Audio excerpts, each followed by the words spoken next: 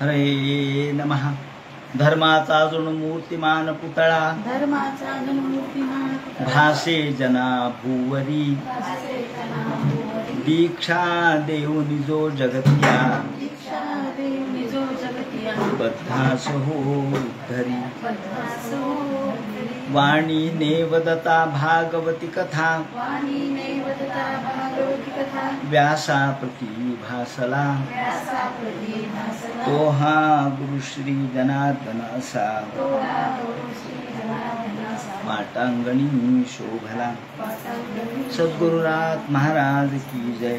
हरे मा ब्रह्मवाच यत्रोद्यता क्षितितलोद्धरणाय बिभृत क्रौडीं तनुं सकल यज्ञ मयि मनन्तः. अंतर्महार्णव उपागतमादिदैत्यं तं दंष्ट्रयाद्रिमिव वज्रधरो ददार. भगवान वेदव्यास वर्णन करून सांगू लागले. शुकाचार्य राजा परीक्षितीला आणि सूत शौनकादिकाला सांगतात आणि नव्यानेच नारद आणि ब्रह्मदेव यांचा संवाद सुरू झालेला आहे. ब्रह्मदेव म्हणतात, हे नारदा, ज्या वेळेला माझी उत्पत्ती झाली त्यावेळेला मला काही कळेना. मी कोण आहे, मी कशासाठी निर्माण झालो, मी कुठे आलो, याचा मला काहीही पत्ता लागेना. आणि मग मी विचार केला की माझी विद्या, माझं ज्ञान, माझं जे भारती म्हणजे माझ्याजवळ असलेली जी सरस्वती आहे, ज्ञान आहे, ते दुसरीकडे कुठे चुकीच्या ठिकाणी जाणार नाही. आणि माझ्या मनाची गती देखील कधी चुकीच्या मार्गाला जाणार नाही. त्याचं कारण काय? याला म्हणतात, आपण जेव्हा एखादी गोष्ट सिद्ध करतो किंवा भगवंतावरती सगळा भार टाकलेला असतो आणि आपण एखादी प्रतिज्ञा करतो की याला सत्यक्रिया असं नाव आधुनिक अभ्यासकांनी दिलेलं आहे. सत्यक्रिया. सत्यक्रिया म्हणजे काय? जसं उदाहरणार्थ द्रौपदी सारखी सती ही जेव्हा म्हणते की नाही, मी जर आत्तापर्यंत काही धर्मकर्म केले असतील, रुक्मिणींनी नाही का कृष्णाला जेव्हा पत्र लिहिलं तेव्हा तिने म्हटलंय की मी जर पूर्वजन्मात काही देव ब्राह्मण ज्यांची उपासना केली असेल, काही धर्मकर्म केले असतील, काही व्रत नियम केले असतील, तर मला भगवंताची प्राप्ती होईल. याचा अर्थ काय होतो? याचा अर्थ असा होतो की माझी सत्यवाणी, माझा जो सत्य संकल्प आहे तो कधी चुकीचा होणार नाही. याला म्हणतात सत्यक्रिया. तशी सत्यक्रिया या ठिकाणी ब्रह्मदेवाने केलेली आहे. ब्रह्मदेव म्हणतात, न भारती मेंग मृषोपलक्ष्यते. माझी वाणी मृषा म्हणजे चुकीच्या ठिकाणी जाणार नाही, खोट्या मार्गाला जाणार नाही. काही झालं तरी माझ्या वाणीमध्ये कधी खोटेपणा येणार नाही. त्यानंतर माझं मन कधी चुकीच्या दिशेने जाणार नाही. त्याचं कारण यन्मेर्धोत्कंठ वता धृतो हरी. मी भगवंताला माझ्या कंठाशी धारण केलेलं आहे. भगवान हा माझा कंठमणी आहे. भगवंतानी माझ्या कंठामध्ये स्थान प्राप्त केलेलं आहे. माझ्या हृदयस्थ तो आहे. हृदयस्थ झाला नारायण प्रेरणा केली. एकदा नारायण हृदयस्थ झाला की बाकीचे सगळे व्यवहार हे नारायण परच होतात. त्यामुळं ब्रह्मदेव म्हणतात की मग मी भगवंताची प्रार्थना केली आणि क्षमामनाय मयस्तपोमयः, मी तप करायला सुरुवात केली. भगवंताच्या इच्छेनुसार ही सृष्टी कशी निर्माण करावी याचा मी विचार करू लागलो आणि भगवंताची स्तुती केली. आणि हा पहिला अवतार आहे. यद्योवतार पुरुषा परस्य कालस्वभावसन मनुष्य. विराट पुरुष हा भगवंताचा पहिला अवतार आहे. विराट पुरुष, व्यापक स्वरूपाची भगवंताची जी देह संकल्पना आहे ती, त्याच्यामध्ये काय काय आहे? काल, स्वभाव, कार्य, कारण, मन, पंचमहाभूत, अहंकार, त्रिगुण, इंद्रिय आणि त्याचे अभिमानी देव हे सगळे त्यामध्ये आहेत. म्हणजे संपूर्ण विश्व यांनी व्याप्त केलेले भगवंतानी. एतावानस्य महिमा अतो जायांश पुरुषाः. भगवंताचा महिमाच असा आहे की देव नाही अशी जागा नाही. म्हणून ते म्हणतात की सर्वत्र व्यापक अशा प्रकारची जी विराट स्वरूप आहे तो भगवंताचा पहिला अवतार आहे. आणि मग ब्रह्मदेव समग्र देवाच्या वेगवेगळ्या अवतारांचं वर्णन करायला लागतात. आता या अवतारांचं वर्णन जे त्यांनी केलेलं आहे त्यासाठी पूर्ण एक अध्याय खर्च घातलेला आहे. आपण त्याला फार वेळ देणार नाहीत, कारण पुढे आपल्याला अधिक दुसरं विचार करायचा आहे. तेव्हा आणि या अवतारांच्या संकल्पना कथा पुढे येणारच आहेत. त्यात पहिला अवतार त्यांनी सांगितला की वराह अवतार. याचं तिसऱ्या स्कंदात वर्णन येणार आहे. वराह अवतार ज्या वेळेला पृथ्वी पाण्यात गेली होती तेव्हा भगवंतांनी तिला वरती आणलं. आणि नंतर दुसरा अवतार कोणता? रुचीच्या पोटी. आपण त्याचं वर्णन पुढे तिसऱ्या स्कंदात घेणारच आहोत की मनुची जी मुलगी होती, म्हणजे 3 मुली त्याला होत्या, त्यापैकी एका मुलीपासून देवहूतीपासून कर्दम झाले आणि दुसरी मुलगी ही जी होती ती रुची नावाच्या एका नव ब्रह्मर्षीपैकी एकाला दिली रुची. आणि रुची दिल्यानंतर रुचीला ती मुलगी दिल्यानंतर ते कॉन्ट्रॅक्ट मॅरेज केलं, करार केला की तुमचा झालेला पुत्र मला द्या. वास्तविक यांना पुत्र होते, 2 मुलं आहेत. तेव्हा या 2 मुलं असले तरी सुद्धा त्यांनी हा मुलीचा मुलगा दत्तक घेतला. आणि त्याचं कारण त्यांनी काय सांगितलं तर भगवंताचा अवतार आहे, तिच्या पोटी भगवान जन्माला येणार आहेत हे माहीत होतं. तो सुयज्ञ हा अवतार त्याने भगवंताने धारण केलेला. याप्रमाणे ते म्हणतात की दक्षिणा या पत्नीपासून सुयम किंवा सुयज्ञ हा अवतार भगवंताने धारण केला. आणि या वेळेला स्वयंभुव म्हणून त्याला हरी या नावाने संबोधलं आणि सर्व देवांना संकटातून मुक्त केलं. त्यानंतर तिसरा अवतार त्यांनी सांगितला दत्तात्रेयांचा अवतार. महर्षी अत्रीला जी पत्नी होती अनुसूया तिच्यापासून हा अवतार दत्तात्रेयांचा झाला, ज्यांनी सहस्रार्जुनाला ज्ञान दिलं. त्यानंतर पुढे नरनारायणांचा अवतार झाला. नरनारायण आजही आहेत, तेव्हा नरनारायणांचा अवतार झाला, ज्यांनी इंद्रांनी उर्वशी पाठवली. परंतु नरनारायण म्हणाले का रे, तुला उर्वशीचं काय महत्व वाटतं एवढं? तुला पाहिजे असतील तर माझ्याजवळ अशा अनेक अप्सरा आहेत. त्यांनी मांडीला हात लावल्याबरोबर त्यातून उर्वशी प्रगट झाली.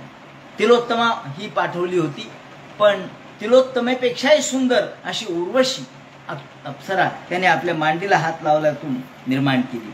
उरु म्हणजे मांडी, मांडीपासून झाली म्हणून उर्वशी. याप्रमाणे पुढे उत्तानपाद यांच्या मुलावर कृपा भगवंतांनी केली आणि ध्रुवाला ध्रुवपद प्राप्त करून दिलं.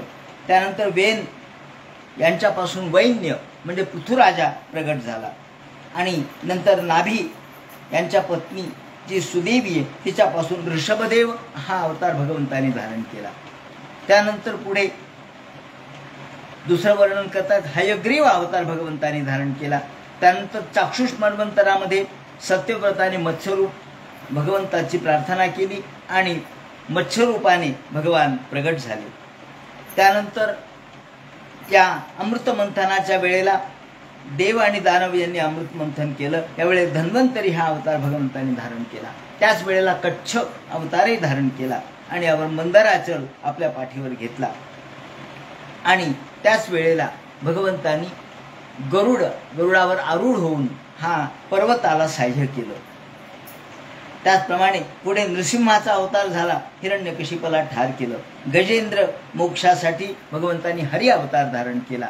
आणि चक्रेण नक्रवदनम विनिपाट्य तस्मात धस्ते प्रविले भगवान पयोज्जहार. चक्राने त्या ग्रहाचं मस्तक तोडलं आणि गजेंद्राला मुक्त केलं. त्यानंतर पुढे क्ष्मांग वामनेनं वामन अवतार धारण केला आणि बलीकडून हे राज्य घेतलं आणि इंद्र याला त्याचं पद देऊन टाकलं. त्याचप्रमाणे पुढे भगवंतानी हे ब्रह्मदेव म्हणतात नारदा, भगवंतानी असे अनेक अवतार धारण केलेत. केवळ 10 अवतार आहे असं नाही, अनेक अवतार भगवंताचे आहेत. त्या सगळ्या अवतारांच्या मधून त्यांनी काही ना काहीतरी कार्य केलेलं आहे. पुढे बौद्ध अवतार आहे, त्याचप्रमाणे कली अवतार आहे, हाही श्रीरामचंद्रांचा अवतार आहे, गोपालकृष्णाचे अवतार आहेत. हे सगळे त्यांनी वर्णन केले. आणि शीतकृष्ण केशाः असा एक शब्द इथं वापरलाय. क्लेश व्ययाय कलया शीतकृष्ण केशाः. शीतकृष्ण केशाः म्हणजे काय? शीत म्हणजे पांढरा आणि कृष्ण म्हणजे काळा. भूमे सुरेतरवरूथ विमर्दिताया. ज्या वेळेला पृथ्वी ब्रह्मदेवाकडे शरण गेली, महाराज माझ्यावरती अनेक पापांचा डोंगर आहे, अनेक लोक मदोन्मत्त झालेले आहेत, पापी लोक आहेत, तेव्हा त्यांचा काहीतरी या निराश करा. तेव्हा ब्रह्मदेवानी भगवंताची प्रार्थना केली. विष्णूकडे गेले ब्रह्मदेव आणि विष्णूकडे गेल्याबरोबर विष्णू बसले होते. विष्णू म्हणाले काय? ते म्हणाले काही नाही, पृथ्वीवर एवढा मोठा भार झालाय, तो हरण करायचा आहे. ते म्हणाले पृथ्वीवरचा भार का? त्यांनी आपल्या अंगातले 2 केस काढले म्हणे, एक पांढरा केस आणि एक काळा केस. आणि ब्रह्मदेवाला म्हटले हे तुमचा पृथ्वीवरचा भार हरण करायला माझे 2 केसच पुरेत, मला यायची गरज नाही. आणि त्या भगवंतांनी महाविष्णूंनी पांढऱ्या केसापासून बलराम दादा आणि काळ्या केसापासून भगवान गोपालकृष्ण हे प्रगट झाले. तेव्हा ते म्हणतात क्लेश व्ययाय कलया शीतकृष्ण केशाः. शीत आणि कृष्ण ह्या केसा, माझ्या या सगळ्या एवढ्या भूभार हरणाला माझे 2 केस पुरेत म्हणले, बस काहीच गरज नाही, फार फार मोठी गोष्ट नाहीये. म्हणजे देवासाठी दुष्टाचा संहार ही फार मोठी गोष्ट नाहीये, सहज आहे. याप्रमाणे त्यांनी तो वर्णन केलंय. आणि पुढे भगवंताची सगळी जी मथुरेतली त्याचप्रमाणे गोकुळातली क्रीडा आहे, त्यानंतरच्या भगवंताच्या ज्या सगळ्या लीला आहेत त्या सगळ्यांचं वर्णन या अध्यायामध्ये केलेलं आहे. त्यानंतर या भगवंतानी वेदाहमंग परमसिंह योगमायाम, भगवंत योगमायेचा आश्रय घेतो आणि हे सगळं विश्व संचलन करतो. आणि यूयम भवश्च भगवान अथ दैत्यवर्याः. मोठमोठे राजे रजवाडे, मोठमोठे वीर भगवंत सहज आपल्या लीलेने त्यांना नष्ट करतो. त्यामध्ये अनेक आहेत की भगवंतांनी वेगवेगळ्या रूपामध्ये ह्या सगळ्यांचं नाश केला. काही वेळेला स्वतः करतात, काही वेळेला दुसऱ्याकडून. कंटकं कंटके नैव. जरासंध हा 23 अक्षोहिणी सैन्य घेऊन 27 वेळेला आला, त्याला ठार मारलं नाही का? भीम त्यासाठी आहे ना ठार मारायला. म्हणजे प्रत्येकाच्या वेळेला वेगवेगळ्या युक्तीनं मुचुकुंदाकडून तो कालेवन मारला, काही मारता नसतं का, याला कालेवन नाही, पण ज्याच्याकडून जे करायचे ते काम करायचे. याप्रमाणे कधी लोकांकडून, कधी सांगून, कधी सवरून, तर कधी अर्जुनाच्या द्वारे महाभारती युद्ध घडून हे सगळं ठार सगळ्या लोकांना केलं. याप्रमाणे ते म्हणतात हे भगवान वेगवेगळे अवतार धारण करतात आणि या भागवत ग्रंथामध्ये या सगळ्या अवतारांचं वर्णन केलेलं आहे. आणि ते म्हणतात राजा, आता राजाने प्रश्न विचारला, महाराज अहो आपल्या भगवंताच्या ह्या कथा ऐकताना मी तहान भूक सगळं विसरलोय. राजा उपाशी होता. राजा 7 दिवस त्याने एक अन्नाचा कणही घेतला नाही. या ठिकाणी राजा म्हणतो, महाराज मी जरी उपाशी असलो तरी मला माझ्या भुकेचं भान नाही. का?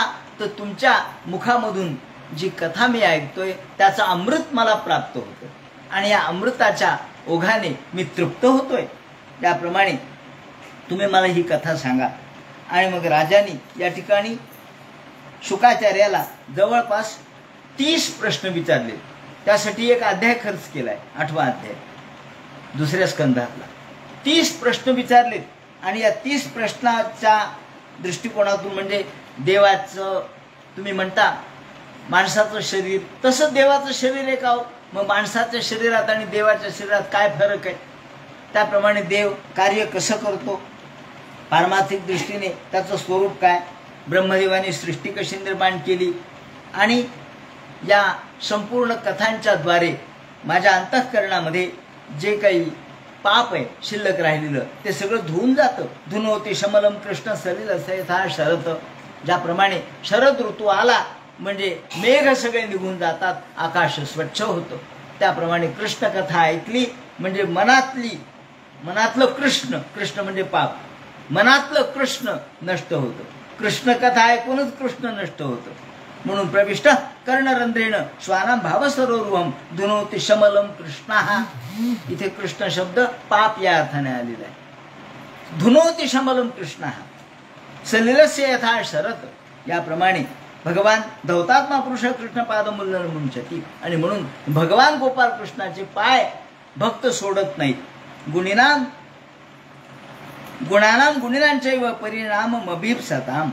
आपण मला हे सगळं वर्णन करून सांगा. बंध म्हणजे काय, मोक्ष म्हणजे काय, आत्मा हा मुक्त कसा असतो, जीव का जन्माला येतो, जीव या ठिकाणी जन्माला येतो काय घेऊन येतो, जाताना त्याचा मृत्यू होतो तो काय घेऊन जातो, हे मला सांगा. आत्मनो बंधमोक्षोच व्यवस्थानं स्वरूपतः. आणि अत्र प्रमाणम ही भवान. या विश्वाचं प्रमाण काय, किती या विश्वाच्या प्रमाणामध्ये किती प्रमाणात हे विश्व पसरलेलं आहे, विश्वाचं स्वरूप या ठिकाणी मला सांगा. त्याचप्रमाणे वेगवेगळे कल्प कसे होतात ते सांगा. वेगवेगळ्या कल्पाच्या द्वारे लोक कसे देव जन्माला येतात, ब्रह्मदेव जन्माला येतात आणि काय कार्य करतात. आता कोणता कल्प चालू आहे, यानंतर कोणते युग येणार आहे, हे सगळं मला तुम्ही विस्ताराने सांगा. आता हे सगळं विस्ताराने सांगा म्हटल्याबरोबर स्पर्श म्हणजे हे जे शब्द निर्माण होतात, ती वाणी माणसाला कशी प्राप्त झाली, भगवंतांनी ती कशी प्रगट केली तेही मला सांगा. अशा पद्धतीने अनेक प्रश्न विचारल्यानंतर त्याने सांगायला सुरुवात केली. अत्रम प्रमाण ही भगवान परमेश्वर यथात्मभूः. ब्रह्मदेव हे कसे जग निर्माण करतात ते सांगा. असं म्हटल्याबरोबर शुकाचार्य म्हणतात, परीक्षिते, नारदाने प्रश्न विचारल्यावरून ब्रह्मदेवाने जे सांगितलं तेच मी तुला सांगणार आहे. ब्रह्मणे दर्शन रूपमव्य. जेव्हा ब्रह्मदेव प्रगट झाले तेव्हा त्यांना स्वतःला काही कळेना आणि त्यांनी भगवंताचं चिंतन केलं. भगवंताचं चिंतन केल्याबरोबर आकाशातून त्यांना आदेश झाला. दिसलं काहीच नाही, आदेश झाला. काय? 16वं अक्षर आणि 21वं अक्षर जप. 16वं अक्षर आणि 21वं अक्षर काय? तर आपण काल बघितलं स्पर्श. स्पर्श म्हणजे क पासून सुरुवात. तर क पासून म पर्यंत जेवढे अक्षर आहेत त्याला स्पर्श वर्ण असं म्हणतात. कच त ट प, प फ ब भ म, म शेवटचं आहे. क च ट त प. आजकालच्या मुलांना हे माहीतच नाही. त्यांना भाषा काय असते, आपली जी देवनागरी लिपी आहे ती कशा प्रकारची आहे, संस्कृत भाषा काय आहे, त्यामधलं सामर्थ्य काय आहे, हे आजकाल मुलांना माहीत नाही. क च्या नंतर पुढे कोणता वर्ग येतो, मग क वर्ग, च वर्ग, ट वर्ग येतो, मग त वर्ग येतो, मग प वर्ग येतो. याप्रमाणे क पासून म पर्यंतच्या अक्षरांना स्पर्शवर्ण असं म्हणतात. तेव्हा त्याच्यामधलं 16वं अक्षर जर घेतलं ते त आहे आणि 21वं अक्षर प आहे. प फ ब भ म. तर 21वं अक्षर प आहे. म्हणजे तप, तप कर. तुम्ही म्हणाल का हो देवाने तप कर असं का नाही सांगितलं? 16वं अक्षर आणि 21वं अक्षर. ते म्हणतात देव असेच आहेत. परोक्ष प्रियाईव ही देवा. देवाला सरळ सहज तुम्हाला बुद्धीत चालवायला लावतात. स्वतः काय देरेहाली परंगावरी नसतं. तुम्हालाही काहीतरी हातपाय हलवावे लागतील, तुम्हालाही काहीतरी विचार करावा लागेल. देव सगळं काही सहज तुम्हाला पंचपक्वान्नाचं ताट देणार नाही. त्यासाठी तुम्हाला कष्टावं लागेल. माणसाने कष्ट केले पाहिजेत, माणसाने परिश्रम केले पाहिजेत. नाही श्रांतस्य सस्याय देवाः असं वेद सांगतो की जो श्रांत आहे, जो परिश्रम करतो त्यालाच देव मदत करतो. जो आळशीपणाने बसलाय देव म्हणतो माझं काय काम आहे, काय तुला मदत करणं, मी काय नोकर आहे का तुझा, तू प्रयत्न कर मी तुला मदत करतो. तू प्रयत्न न करता जर म्हणशील देवाने सगळं करावं, देव म्हणतो मला गरज नाही त्याची. ते म्हणतात नाही श्रांतस्य सस्याय देवा.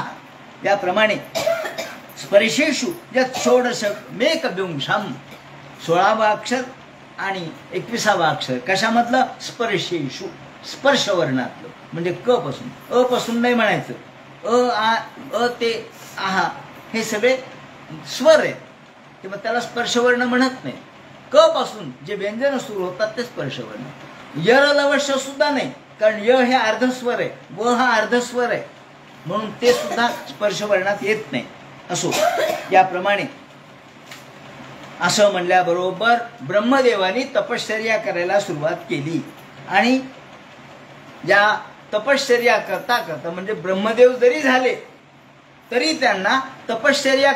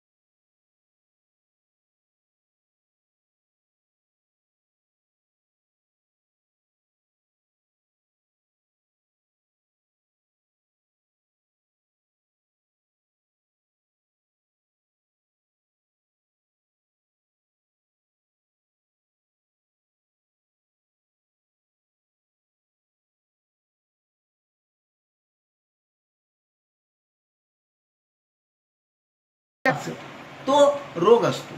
पण जेव्हा मृत्यू होतो तेव्हा आपल्याला मागचं काही आठवत नाही. मागच्या जन्माचं काय आठवतो?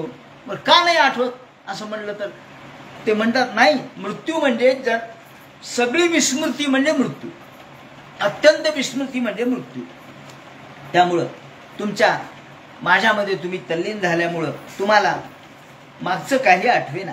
तेव्हा आता मी तुम्हाला ज्ञान सांगतो म्हणून त्यांनी ज्ञान सांगायला सुरुवात केली. यालाच चतुश्लोकी भागवत असं म्हणतात. जे ब्रह्मदेवानी ऐकलं आणि भगवान विष्णूंनी महाविष्णूंनी ते सांगितलं, हे ज्ञानकथन म्हणजे चतुश्लोकी भागवत आहे. यावेळेला ब्रह्मदेवानी 4 प्रश्न विचारलेले. कोणते? पहिला प्रश्न विचारलाय, प्राकृतात आणि दिव्यत्वात भगवंताची रूपं कोणती आहेत? प्राकृतामध्ये आणि दिव्यत्वामध्ये भगवंताची रूपं कोणती ते मला सांगा. दुसरा प्रश्न विचारलाय, ईश शक्ती निरनिराळं कार्य कसं करतो? भगवान वेगवेगळ्या कार्याच्या दृष्टिकोनातून ईश शक्ती वापरून कार्य कसं करतात. त्यानंतर विभिन्न शक्तीशी ते क्रीडा कशी करतात आणि माझ्यावर सोपवलेलं काम काय ते मला सांगा. मला कशासाठी निर्माण केलं याचं मार्गदर्शन मला करा. अशा पद्धतीने 4 प्रश्न त्यांनी विचारलेले.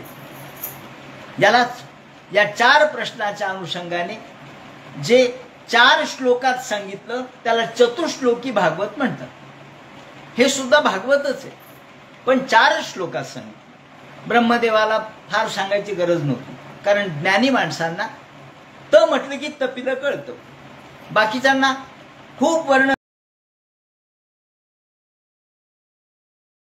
सांगावं लागतो, मूळ तत्व तोपर्यंत कळत नाही.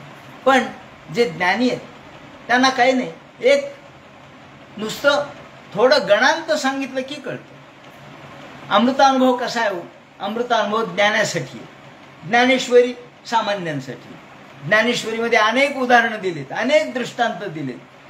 अमृतानुभवात तसं नाही. अमृतानुभवात ताबडतोब एका शब्दात सांगितले. एका शब्दात.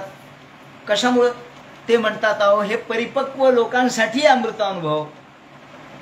चांगदेव 65 तर 65 ओव्यात आहे. 65 ओव्यात इकडे 9000 ओव्या आहेत ज्ञानेश्वरीच्या. ते आपल्याला कळत नाहीत. आणि चांगदेव महाराज यांना जेव्हा ज्ञानेश्वर माऊलींनी उत्तर दिलं, 65 ओव्या लिहिल्या. त्या ओव्या लिहिल्याबरोबर याला ज्ञान झालं. का हो म्हणले 65 ओव्यात झालं? म्हणले हो, कारण त्यांना बाकी सांगायची गरज नव्हती, त्यांना सगळं माहित होतं. सांगायचं तात्पर्य असं की अत्यंत अल्प शब्दामध्ये ज्ञानी माणसांना कळतं आणि जे मूढ आहेत, अज्ञानी आहेत, त्यांना विस्तार करावा लागतो.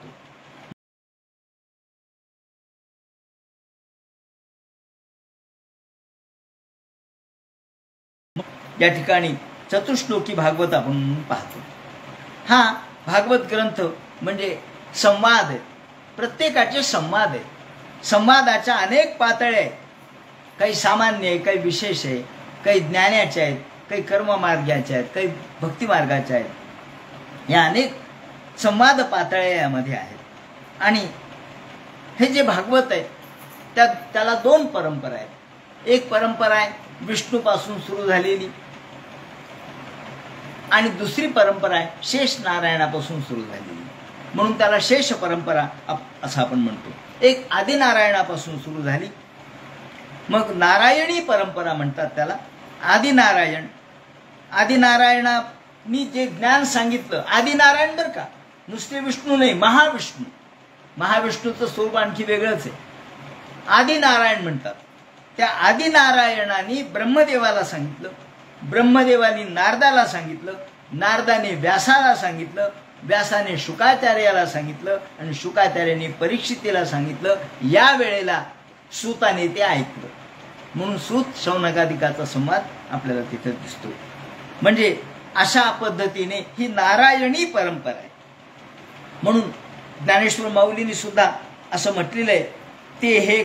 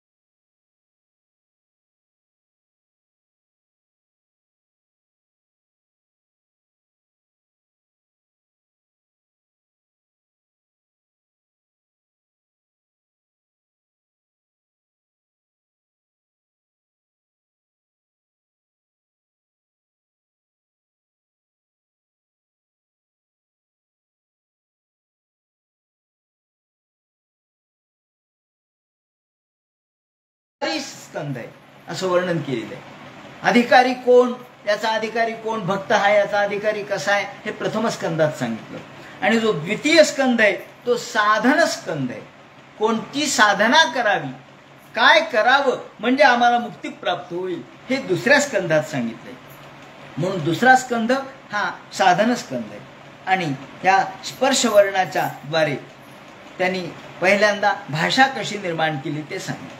त्यानंतर आता हे सांगायला सुरुवात करतात. भगवान म्हणतात, ज्ञानम परमगुह्यम मे यद विज्ञान समन्वितम स रहस्यम तदंगंच ग्रहाण गदितम मया. पहिला श्लोक असा आहे की हे ब्रह्मदेवा, तुला मी हे ज्ञान सांगतो. हे ज्ञान कसं आहे तर हे ज्ञानम परमगुह्यम मे, हे ज्ञान अत्यंत गुह्य आहे. जसं नव्या अध्यायामध्ये सुद्धा गीतेच्या गुह्यम परमगुह्यम शब्द वापरलाय की हे ज्ञान परमगुह्य आहे. आणि हे गुह्य असलेलं ज्ञान सामान्यांना कळत नाही. सामान्य माणसं हे गुह्य ज्ञान समजू शकत नाहीत. तेव्हा हे ज्ञान मी तुला सांगणार आहे. ज्ञानम परमगुह्यम मे गदितम मया, हे मी जे तुला सांगणार आहे ते तू नीट धारण कर. कारण ज्ञान ही गोष्ट अशी आहे, खरं म्हणजे आपल्याला असं वाटतं की काय नाही, भरपूर एकदा एक तांब्याभर तूप प्यावर, तांब्याभर तूप पळावं लागेल ना ताबडतोब. का पचन का तुम्हाला? तूप चांगलं आहे पण तुमची शक्ती किती आहे? हा, तुम्ही चमचाभर तूप घ्या ते तुम्हाला पचेल, पण तुम्ही तांब्यावर जर पिलं तर पचणार नाही, तुमच्यामध्ये ती शक्ती नाही. एखादा पैलवान तेवढं घेऊ शकतो. दूध सुद्धा किती घ्यावं? आपण कपभर दूध घेतो ते पचतं आपल्याला, पण आपण लिटरभर एकदम पिलं तर पचेल का? नाही पचणार. तो समोरचा जो आहे ना पैलवान, तो लिटरभर दूध पितो. हो बरोबर आहे, पितो. तो पैलवान आहे, त्याला पचवण्याची क्षमता आहे आणि रोज सवय. तसं ज्ञान किती जरी झालं श्रेष्ठ तरी ते पचवण्याची क्षमता पाहिजे. जर ते नसेल तर आपल्याला ज्ञान पचत नसतं. म्हणून ज्ञान परमगुह्यम मे, हे ज्ञान परमगुह्य असल्या प्रकारचं ज्ञान मी तुला जे सांगणार आहे ते आता तू आत्मसात कर. कारण हे ज्ञान कसं आहे तर जेथे विटाळले मन शुद्ध कीजे, हे ज्ञान पवित्रैक निधान. आणि जेथे विटाळले मन चोख कीजे किंवा शुद्ध कीजे, हे ज्ञान पवित्र अतिपवित्र आहे. आणि त्या ज्ञानाचं स्वरूप कसं आहे तर मनाचा जो विटाळलेपणा आहे, मनामध्ये असलेले अनेक आपल्याला संशय आहेत, ते सगळे ज्ञानातून नष्ट होतात. म्हणून ज्ञानाचं महत्त्व माऊलींनी सांगितलेलं आहे, गीतेने सांगितलेलं आहे. आणि या ठिकाणी ज्ञान कसं ग्रहण करावं हे ते सांगतात. ज्ञानम परमगुह्यम मे यद विज्ञान समन्वितम, हे ज्ञान कसं आहे तर विज्ञान समन्वितम, विज्ञानासहित आहे. विज्ञान म्हणजे अनुभव, अनुभवासहित ज्ञान आहे. अनुभव नसेल तर ज्ञान, शब्दाचं ज्ञान उपयोगी नसतं पडत. शब्दाने तर सगळ्यांना सगळं सांगता येतं. एखादा म्हणल की मला एखादी गोष्ट येते, मग करून दाखव. नाही, करून नाही दाखवता येत, शब्दाने वाचता येते. शब्दाने वाचलं म्हणजे स्वयंपाक तयार होईल काय? शब्दाने बोलाची भात, बोलाचीच कढी. मला कढी येते, मला भात येतो, कशाने? शब्दाने. मग करून दाखव ना. नाही, करताना करपून जातो. करता येत नसेल, अनुभव नसेल तर ज्ञान निरर्थक आहे. ज्ञान हे अनुभव संपन्न पाहिजे. आपल्याला घोडा, विनोबा भावे आधुनिक काळातले संत होते, त्यांनी असं म्हटलंय की जर मुलांना घोडा हा शब्द समजून द्यायचा आहे तर नुसता घोडा काढून चित्रामध्ये किंवा घोडा शब्द लिहून किंवा त्याला अनेक पर्यायी शब्द देऊन, अश्व म्हणजे घोडा, तुरंग म्हणजे घोडा वगैरे वगैरे सांगून उपयोग होत नाही. त्याला घोडा पूर्ण कळू शकत नाही. मग घोडा कळायचा असेल तर काय करावं लागेल? ते म्हणतात त्याला तबेल्यामध्ये न्या, तबेल्यामध्ये घोडा दाखवा, घोड्यावर बसवायला लावा आणि बसवल्यानंतर घोडा कसा पाडतो तेही त्याला कळू द्या, त्याचे 56 खोडी काय तेही कळू द्या. त्याच्याशिवाय घोडा कळणार नाही. म्हणून घोडा म्हणजे काय नुसता चित्रातला घोडा नसतो. जर तो समजून घ्यायचा झाला तर त्याला आपल्याला अनुभव आल्याशिवाय घोडा सुद्धा कळत नाही. तर अनुभव आल्याशिवाय देव कसं कळलो? साधा घोडा कळत नाही तर देव कसा कळेल? म्हणून ते म्हणतात ज्ञानम परमगुह्यम मे यद विज्ञान समन्वितम. विज्ञानासहित, अनुभवासहित ज्ञान आलं पाहिजे. आणि जेव्हा अनुभव, म्हणून तर गुरुनी एक शब्द सांगितला तर आपल्या मनात परिवर्तन होतं, कारण ते अनुभवी आहेत. जे अनुभवी आहेत त्यांच्याकडून ज्ञान ऐकावं. जे अर्धकच्चे आहेत त्यांच्याकडून ऐकू नये. नुसते शब्द पांडित्य असणाऱ्यांच्याकडून ऐकू नये, कारण शब्द पांडित्य अनुभवापर्यंत नेऊ शकत नाही. शब्दाने एखादी गोष्ट कळते, ती फक्त शब्दापुरतीच मर्यादित राहते. पण आपल्याला शब्दाच्या पलीकडे असलेलं, जे शब्दवाच्य नसलेलं जे ज्ञान आहे ते अनुभवाशिवाय कळत नाही. आणि हा अनुभव गुरुच्या सहवासात राहिलं, ज्ञानांच्या सहवासात राहिलं म्हणजे आपोआप कळतो. सहवासामध्ये सहवास. आणि म्हणून गुरूंच्या सहवासाला खूप महत्त्व दिले. त्यांच्या सोबत राहा, त्यांच्या बरोबर राहा. काही कळो नाही तर नाही कळो, त्यांच्या बरोबर राहा. हळूहळू हळूहळू आपल्याला सगळ्या गोष्टी कळत राहतात. काही सगळ्या गोष्टी सांगता येत नसतात, मग त्याला अनुभव लागतो. म्हणून ते म्हणतात सरहस्यम तदंगंच. त्यातल्या रहस्यासह, रहस्य म्हणजे मर्म, मर्म सांगता येत नसतं, रहस्य सांगता येत नसतं, त्यातली सूचकता सांगता येत नसते, ती समजून घ्यावी लागते. कसं समजून घ्यावी लागते? ते म्हणतात हे आपल्याला रहस्य कळलं पाहिजे. हे रहस्य काय म्हटलंय शब्दात नसतं. उदाहरण असं आहे की एक गृहस्थ होता, तो खूप श्रीमंत होता, फार श्रीमंत, गडगंज, वाडीदिडीचा व्यवहार करायचा. आणि त्याची मुलं मात्र वाईट निघाले. म्हटलं जाऊ दे, आता मुलांच्या नादी लागण्यात अर्थ नाही. त्यांना पैसा दिला तर ते उद्या उधळून टाकतील. त्यापेक्षा आपण सगळ्या सोन्याचा हंडा त्याने एका ठिकाणी पुरून टाकला. पण आता पुरून टाकला खरा आणि नंतर मृत्यू पावला. एका चिठ्ठीवर फक्त लिहिलं की हंडा, सोन्याचा हंडा महादेवाच्या कळसात आहे, एवढंच लिहिलं. गतप्राण झाला. नंतर त्याचे पोरं अरे म्हणले आपले वडील एवढे श्रीमंत होते, एवढ्या जमिनी होत्या, अमुक होतं तमुक होतं, पण हे देशोधडीला लागले, पैसा नाही जवळ, खायला काही नाही, मोताज झाले. म्हणले काय हो, वडिलांनी काहीच ठेवलं नाही. सगळ्या पेट्या पाहिल्या, काही नाही. कपाट पाहिले, काही नाही. वडील बसायची ती जागा खांदून पाहिली, काही नाही. एके दिवशी यांना एक चिठ्ठी सापडली. अरे म्हणजे हे चिठ्ठीत लिहिलंय सोन्याचा हंडा हा महादेवाच्या कळसात आहे. अरे म्हणले चला, महादेवाचं मंदिर शोधलं गावातलं, त्या मंदिराचा कळस तोडला, पण हंडा सापडला नाही. अरे काय काहीतरी खोटं लिहिले म्हणले यांनी. मी आपला विचार कशावर चाललाय की शब्दामध्ये ज्ञान नसतं. सरहस्यम, त्यातलं रहस्य काय?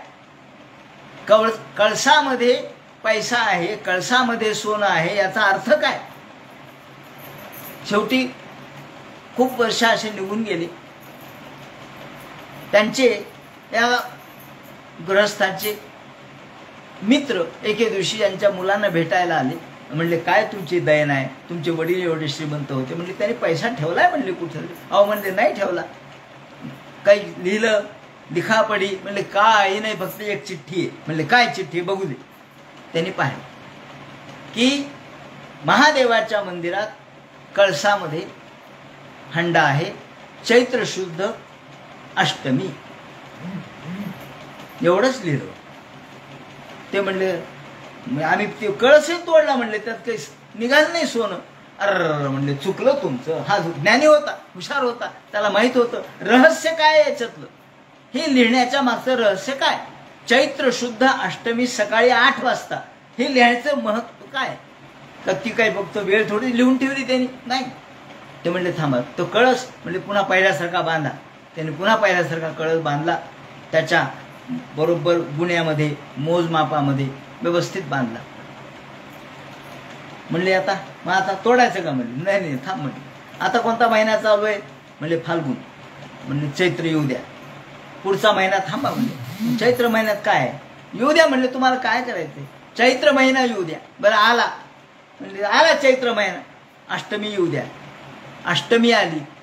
आल्याबरोबर यांनी सगळ्या लोकांना सांगितलं, यांच्या मुलांना तुम्ही आता खोरे आणि कोदळ घेऊन या, पहारी घेऊन या मोठे मोठे. म्हणजे काय करायचे चला म्हणे.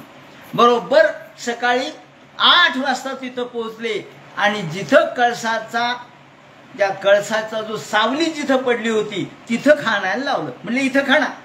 ही बरोबर सावली. म्हणले इथं कुठं कळस आहे. म्हणले तुम्हाला काय करायचे. आणि 1 2 4 पहारी मारल्याबरोबर खंड आवाज झाला. अरे म्हणले सोनं ते दिसायले, हंडा चमकायलाय. म्हणले याला म्हणतात रहस्य. तेव्हा ज्ञान शब्दामध्ये नसतं, वेदामध्ये ज्ञान आहे, पण वेदाचं रहस्य जाणावं लागतं तर ज्ञान कळतं. नाही तर मग काय म्हणले, वेदाचा अर्थ तर मॅक्स मुलरनी सांगितला. मॅक्स मुलर कोण, परदेशातला ज्ञानी. त्याला काय संस्कृत कळतंय, थोडंफार शिकला तो, परंतु त्याला भारतीय संस्कृतीचं रहस्य कुठं माहित आहे, त्याला रहस्य माहित नाही. म्हणून मॅक्स मुलरनी जरी वेदाचा अर्थ केला तरी मॅक्स मुलरला वेद कळला नाही. वेदाचा अर्थ आमाशीचं ठावा, येरानी वहावा भारमाथा. बाकीच्यांना काही कळणार नाही. खरं तात्पर्य मला कळलं. का, खरं तात्पर्य जे ज्ञानी त्यांनाच कळू शकतं, म्हणून रहस्य शब्द वापरलाय. 4 या श्लोकामध्ये आता काय सांगणार आहे भगवान. ते म्हणतात हे ज्ञान अत्यंत गुह्य आहे, ते अत्यंत सूक्ष्म आहे, गूढ आहे, ते अनुभवाच्या सह आहे आणि त्याचं रहस्य जो जाणेल त्यालाच ते कळेल. स रहस्यम तदंगंच ग्रहाण गदितम मया. मी जे तुला सांगतोय ते धारण कर. ग्रहण ते ज्ञान नुसतं या कानात तू ऐकून त्या कानात सोडून दिलं असं नको करू. कारण हे ज्ञान सुद्धा धारण करायला धारणा शक्ती पाहिजे. तुझी तेवढी क्षमता आहे म्हणून मी तुला सांगतोय. म्हणून हे ज्ञान तू धारण कर. कुठं धारण कर, तुझ्या मनामध्ये, अंतःकरणामध्ये, बुद्धीमध्ये त्याची धारणा कर. ग्रहण घे. गदितम मया, मी जे बोलतोय ते तू धारण कर. जर धारण केलं नाही तर त्या ज्ञान वाहून जाईल. जसं एखादा माठ आहे, फुटका आहे आणि त्याच्यात पाणी घातलं. म्हणलं माठात पाणी गच्च भरलं होतं, पण तो फुटका आहे ना, गेला ना फुटून, तो सगळा गळून गेला. तसं आपण फुटके आहोत, फुटके 9 ठिकाणी फुटके आहोत. त्यामुळं आपल्याला दिलेलं ज्ञान हे वायाच जाणार आहे, गळून जातं सगळी बाजूनी, ते जागेवर स्थिर होत नाही. म्हणून ते म्हणतात आता तुला मी ज्ञान सांगतो. आता हे ज्ञान यावानहम यथा भाव यद्रूप गुण कर्मकः तथैव तत्वविज्ञान नमस्तुते मदनुग्रहात. तू आता माझ्या अनुग्रहाने, मस्तुते मदनुग्रहात, हे माझा अनुग्रह तुला आहे. अनुग्रह म्हणजे माझा आशीर्वाद आहे, माझी कृपा आहे तुला. तुला आता हे ज्ञान मी सांगतो ते तुला कळणार आहे. आता हे ज्ञान 4 श्लोकातलं भगवान महाविष्णू आदिनारायण ब्रह्मदेवाला जे सांगतील तो भाग उद्याच्या चिंतनामध्ये आपण पूर्ण करू. कुंडली कवरदे हर विठ्ठल सीताकांत स्मरण.